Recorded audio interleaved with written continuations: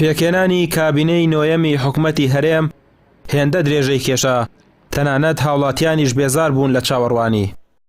تا ئەو پرسەش یەکلایی نەکرێتەوە، کێشەکان زیاتر بەسەر یەکدا کەڵەکە دەبن. ڕۆژنامەنووسێک دەڵێت ناکۆکیە سیاسیەکان ڕێگرن لە بەردەم یەکلایکردنەوە و پێکێنانی کابینەی نوێی حکومەت.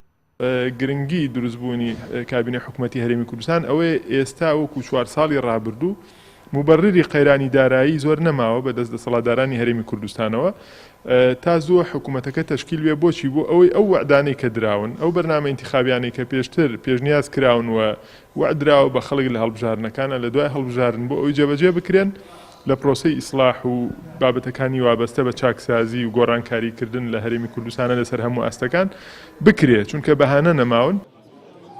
ململانەی سیاسی نێوان حیزبە دەسەڵاتدارەکان وای کردووە دوای هەموو هەڵبژارنەکان بەبێ گوێدانە ژیان و گوزەرانی هەوڵاتیان و وەستانی پرۆژە خزمەتگوزاریەکان پرسی پێکەنانی حکومەت دوا بکەوێت و لەسەر دابەشکردنی پۆست و پلە ناگەنە ڕێکەوتن. هاوکات پێکنەهێنانی کابینەی نوێی حکومەت کاریگەری لەسەر جوڵەی بازاڕ و ژیانی خەڵک دروست کردووە و ئیش و کار و پرۆژەکانیش زۆربەیان وەستاون.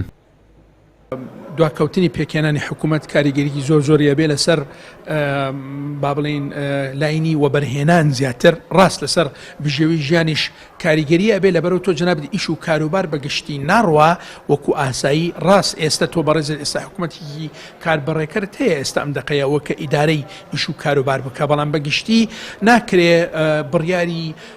بڕیار بدرێت لەسەر پرۆژەی استراتیجی، بڕیار بدرێت لەسەر ئەو پرۆژانەی کە کاریگەریکی زۆریانە بێ لەسەر ژیان.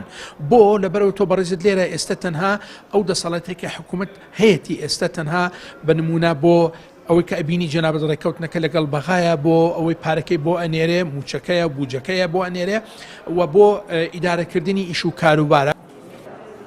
نزیکەی 6 مانگ بەسەر هەڵبژاردننی پەرلەمانی کوردستاندا تێپەڕ دەبێت و تا ئێستا پرۆسەی پێکێنانی حکومەت یەکلایی نەکراوەتەوە. دوای ئەنجامدانی دەیان کۆبوونەوە لە نێوان حیزبەکان بەڵام نەگەیشتون بەڕێکەوتن. ئەوانەشی لە کاتی بانگەشەی هەڵبژاردن بەڵێن و قسەی بریقەداریان بۆ خەڵکی دەکرد. هەر ئەوانن ئێستا بەرژەوەندیە تایبەتیەکانی خۆیان خستۆتە پێش بەرژەوەندیەکانی خەڵکەوە و بێباکن لە پێکێنانی کابینەی نوێی حکومەت. ڕامیار عوسمان، کەناڵی ئاسمانی پێام، سلێمانی.